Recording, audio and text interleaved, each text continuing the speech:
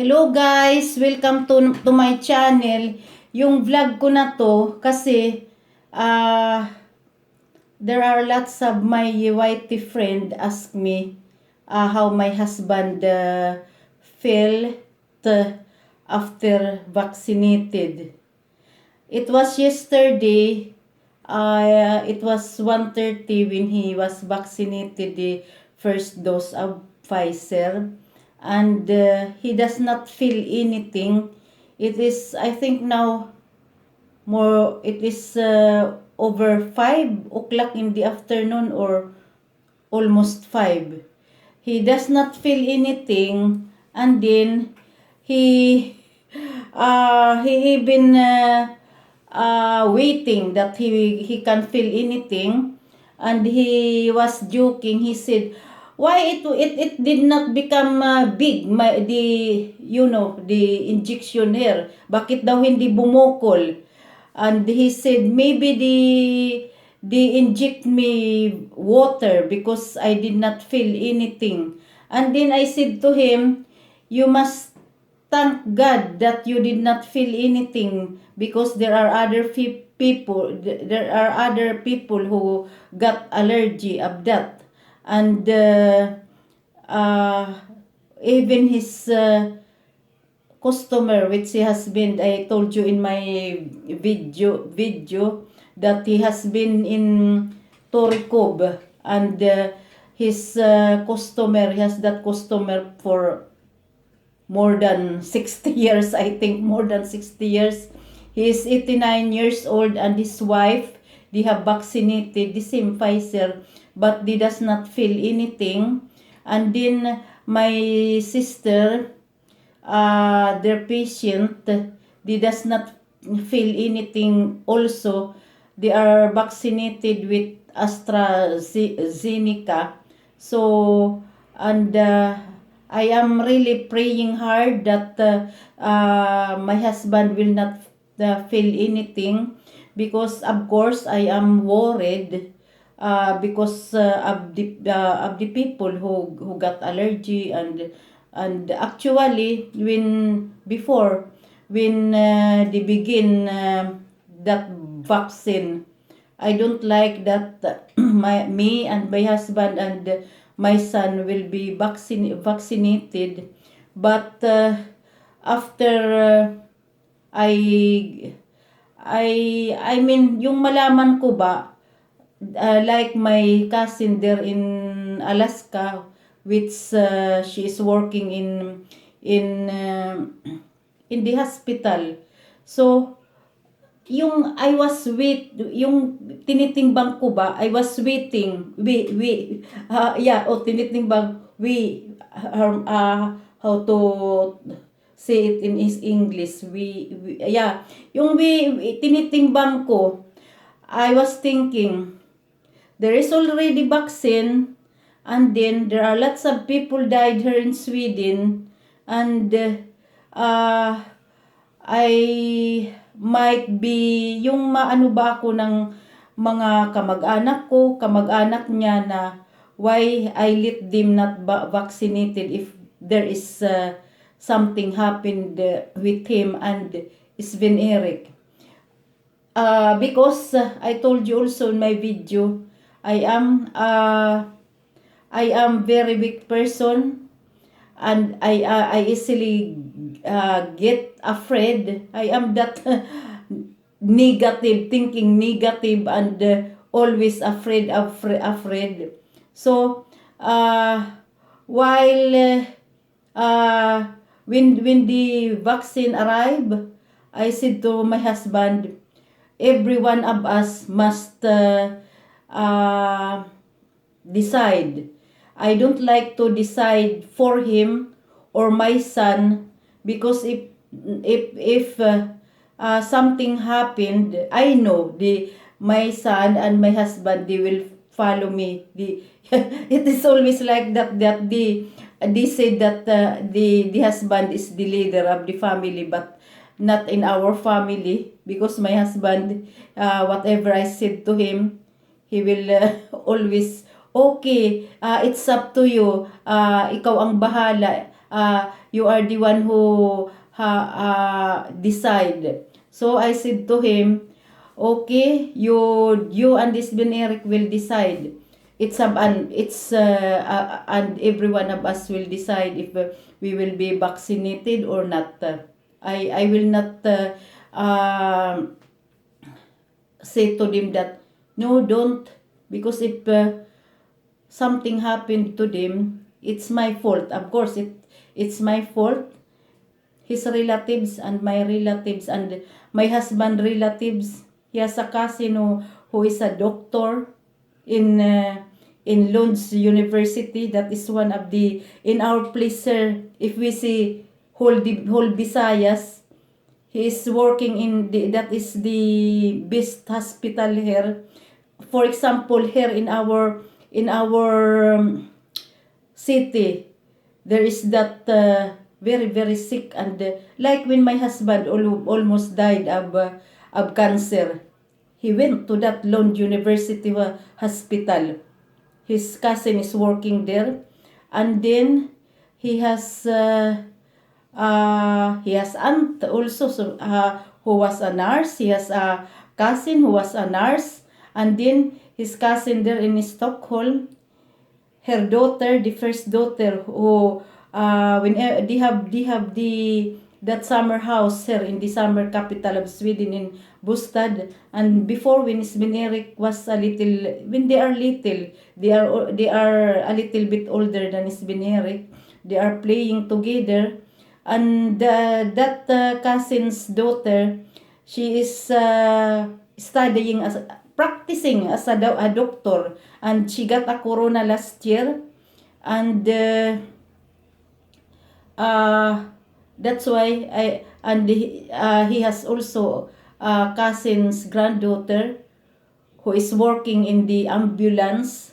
She is a nurse. So they will say to me, and I am working as here, and they will say to me, what kind of mind you have that you let your husband and your son don't be vaccinated or what. So that's why. And I was also thinking that because when my husband was very sick of cancer, he has a lots of medicine, and first that cancer, he almost died after the operation because he got the blood clot, and then the cancer actually does not no, it is after operation. And then good that he almost died. Good that he called me, and then I went to our neighbor, and we help each other. And our neighbor, he was so nervous when he seen my husband. I cannot understand. We have a lot of telephone there, in landline telephone in the house, but he went out when he seen my husband, and he called somebody who was passing by, and that person is sick. Yeah, I forget it. Yung bigla na lang yung naggaganyan, nakalimutan ko yung sakit na yan. Pagkas yung natutumba siya, kasi nakita yung asawa ko, epilepsy, may epilepsy siya. Pagkatapos, sabi ko, ba't ang tagal-tagal ng ambulance, ganun-ganun.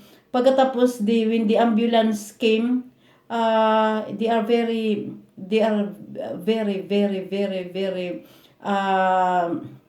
yung talagang magagaling sila. Isang babae sa dalawang lalaki. And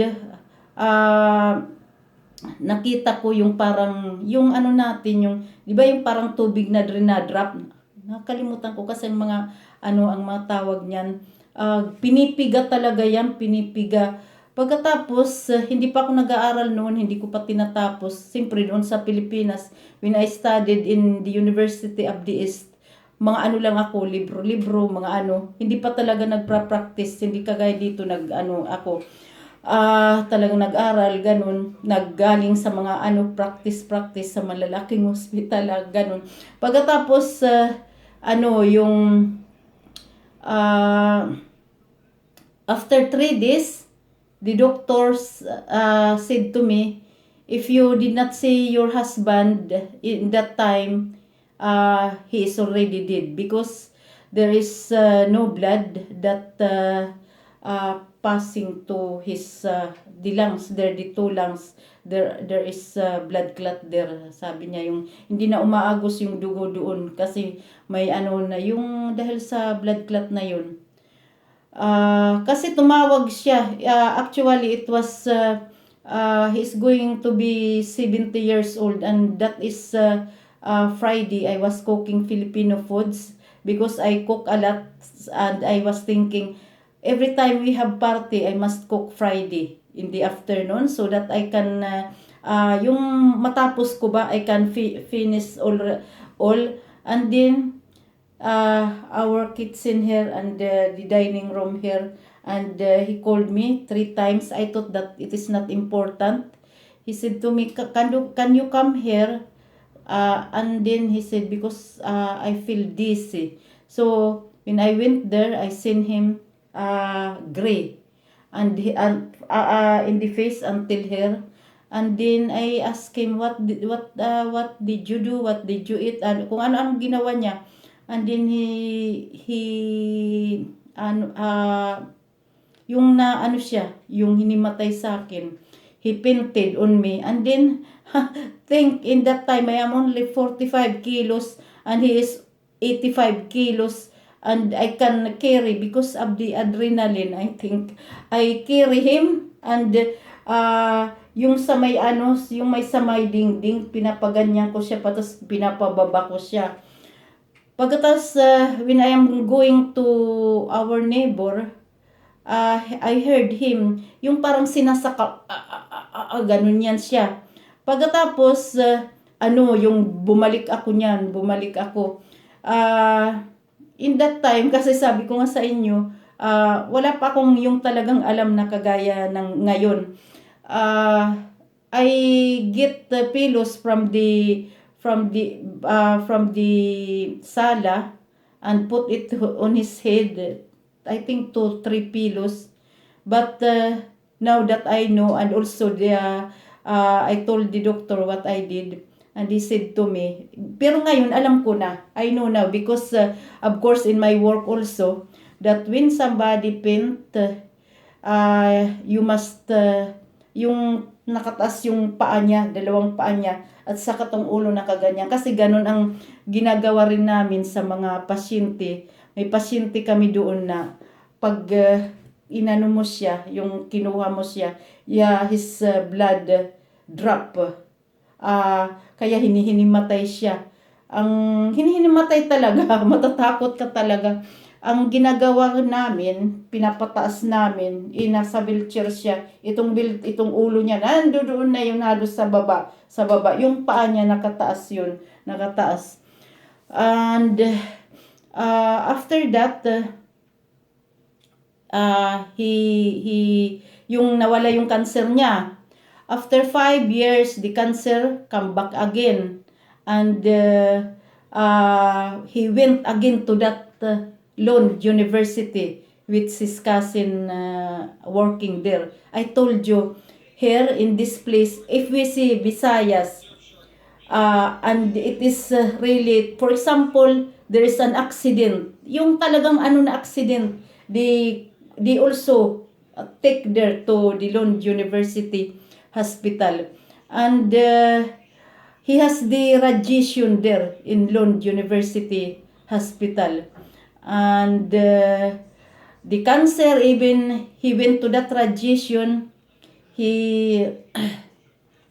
parang na naman akong naiyak. The cancer does not go away.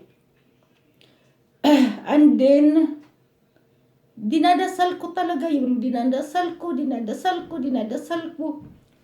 Lalo na pag mag-isa ko na, na pumunta ko sa bahay ni Sven Eric, pumunta ko o umuwi ako, ganyan ako nagdadasal sa labas. Pagkatapos, that was December, when my husband go back to the hospital here, kasi chine-check up naman yan siya, yung parang Haywan ko parang miracle talaga na yung siguro yung pamaskuhan niyan ng Diyos sa amin, yun yung pamaskuhan niya. Kaya yun na ano, kasi yung Diyos talaga, pag nagdasal ka naman, ibibigay naman talaga sa'yo yan. Maaaring hindi kagad, pero ibibigay sa'yo.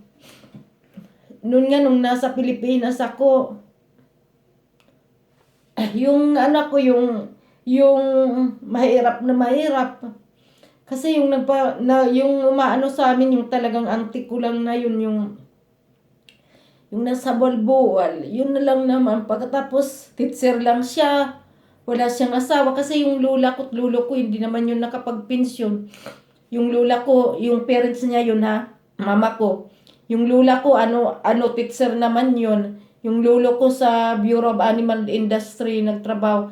Kagaya ng sabi ko, yung lola hindi nakapagpensyon kasi nung maano na sila, na mayroon sila yung parang sa fishing, yung lolo ko pinahintok siya kasi yung walang motor noon, magpupunta sa ibang baryo ilang araw na, yung ganun lang talaga, sagwan lang talaga na walang motor, ilang araw daw yun na inaano nila, binibiyahe nila. Pagkatas yung lolo ko hindi rin nakapagpensyon dahil alam nyo na pag mag-iba ng gobyerno, kung sinong nakaano dyan, paalisin. Yun naman ang nangyayari noon. Kaya hindi yan siya nakapagpensyon. Yung mama ko at sa katatay ko, nag-asawa, bata pa. Basta na lang kami iniwan doon. Yung talagang maraming tulong sa amin, yung auntie ko talaga yan, Norma. Pagkatapos yung auntie namin na sister, dalawa lang naman ang kapatid ng mama ko na babae, puro teacher. Tumutulong-tulong din. Tapos yung lolo ko, mayroon siyang maliit na farm. May maliit siyang na farm na doon sa baryo namin. Pero mas maganda yung farm ni My Dream House, yung inaanak ko kasi may tubig doon sa kanila. Yung sa lolo ko walang tubig. Maganda rin yun doon. Para malapit lang sa dagat yung sa kanya kasi yung farm na yun, pag mo, dagat na talaga yan dyan, dagat na. Oo. Yun ang pagkatapos may mga nyug, mayroong guaba noon. Pagkatapos yung nasa ko sa yung baryo nga kasi siyempre yung mahirap lang.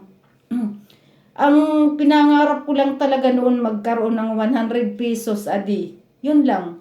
Pero higit pang binigay na sa akin ng Diyos. Higit pa. Pero sa Manila, inano ko talaga yung pinagdasal ko rin. Pero yun, na ako noon, mahigit 20. Mahigit 20 na ako noon. Sabi ko, sana makapag-asawa ko, gusto ko businessman. Basta mabait lang siya, kahit ano pa siya, kahit matanda pa siya. Yung nga binigay nga ng Diyos. 25 years ang gap namin ng asawa ko. Okay naman kasi aywan ko siguro kaya yan siya binigay sa akin ng Diyos kasi siya lang sigurong makahandle sa akin kasi may tupak rin ako matupakin din ako pagkatapos sa kanya lang wala akong pasensya. Sa ibang tao talaga hindi ako mawawala ng pasensya, sa kanya lang talaga wala. Yung maya-maya, kunti-kunti, inaaway ko, kunti-kunti, naiinis ako. Pero, yung sinasabihan ko siya na, yung, pag magalit ako sa kanya, hanggang bunganga lang yun. Wala sa isip, wala sa puso. Pag magalit ako sa ibang tao, puwira na lang yung yung kamag-anak rin o kaya mga inaanak. Basta hindi sa kamag-anak, hindi sa mga inaanak, hindi sa mga close friends, ganon, hindi. Yung yung mapagtanim din ako ng sama ng loob ba. Pero pag sa sa mga kagaya ng mga friends ko talaga na mga close friends o yung iniisip ko din yun na, bakit naman ako magtatanim sa kanila ng kasi lahat ng mga friends ko talagang tinuturing ko na parang kapatid ko. Kahit mga katrabaho ko lang, tinuturing ko yun na may sick. Nung may trabaho ako, parang ang ano ko, turing ko sa pinagtatrabahuan ko, may second family. Yun ang mga nagtatrabaho doon, mga kapatid ko, yung mga ano doon, yung mga pasyente doon, yung siguro, yung namimiss ko rin, yung ano ko, yung grandparents ko siguro, kaya ganun. Inulit ko ito uli, kasi, ang liit, ang iksi-iksi daw ng ano ko, ng vlog ko na yon, hindi daw nila maintindihan. Kasi, ganito yon, si Manny LG's vlog, sabi niya sa akin, ate, mag-ano ka, mag-video ka ng mga ano lang, yung mga shorts lang talaga. Kasi, mismo si YouTube, sabi niya, iaano yun, yung ano mo, yung videos mo, kung maari lang, mga 20 seconds lang o ganun. Maraming nagtatanong, ano daw ba ito? Ito yung storage ng ano ng computer. Halimbawa, kagaya ng anak ko, marami siyang sinisave. Mayroon na siyang isa, 'di ba, yung 1 terabyte. Bumili siya pa nito ng 8 ito. Yung 1 terabyte na binili niya, 500 ba yun yung sabi ko, o mahigit 500 sa Swedish crowns yun. 565 ngayon ang halimbawa, ang 100 sa kanila, 565. Ito, ang bili daw niya nito, 1,300. Yung 1,000, di bali 5,600 na yun, mahigit. Yung 300 pa. Yun ang bili niya. Ano to, yung storage sa ito ng ano computer na marami kang masisave. Kung anong mga gusto mong isave, mga pictures, siya, marami siyang mga games na sinisave. Kaya, ganun yung ano. Kasi hindi daw nila maintindihan ano daw ito. O sige guys, maraming salamat ulit dyan sa inyo. Ingat lang tayo lagi. Dito sa lugar namin, padami dito mismo sa city na to, kagaya ng nasabi ko sa ano, sa padami na pa rin ng padami, kahit marami nang nabaksinan. Kaya ingat lang tayo. At saka yung kagaya ko na natatakot sa pagpavaksin, para sa akin, huwag kayong matakot kasi may vaccine na, kaysa, yun din ang iniisip ko, kaysa knock on wood lang, magkasakit, mapunta sa intensive care unit, mamatay. Ay naku, knock on wood lang. Knock on wood. O sige, bye-bye. Ingat.